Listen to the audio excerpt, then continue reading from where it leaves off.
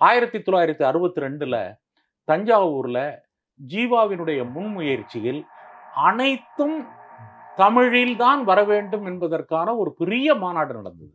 சாவர வரைக்கும் தஞ்சை ராமமூர்த்தி அந்த மாநாட்டை பத்தி என்கிட்ட சொல்லியிருப்பார். அந்த மாநாடெல்லாம் நான் பார்த்ததில்ல. அது ஒரு பெரிய வரலாறாக இருக்கிறது. அதுல தான் ஒவ்வொன்றிலும் வானமாமலை என்கின்ற பேராசிரியர் வந்து திருநெல்வேலி மாவட்டத்தை சார்ந்தவர். உங்களுக்கெல்லாம் அவர் தெரிஞ்சிருக்கும், நல்லாவே தெரிஞ்சிருக்கும். அவர் வந்து தமிழில் எப்படி கொண்டு வரலாம் ஒவ்வொன்றையும், அதனுடைய கலை சொற்கள் எப்படி உருவாக்க வேண்டும் என்கின்ற அந்த இயக்கத்தை முதல்ல எடுத்தவங்க கம்யூனிஸ்டுகள். அந்த மொழி போராட்டத்தில் அந்த மொழி போராட்டத்தை ஒரு விஞ்ஞான கண்ணோட்டத்தோடு பார்க்க வேண்டும். நீங்க இன்னும் பார்த்தீங்கன்னாக்க ரஷ்யாவிலேயோ அல்லது வந்து கம்யூனிஸ்ட் நாடுகளிலேயோ தாய்மொழி கல்வி தான். ஒரு கம்யூனிஸ்டுகள் அதே மாதிரி தாய்மொழி கல்வி தமிழ்நாட்டுக்கு வேணுங்கிறதுல என்ன தப்பு இருக்கு?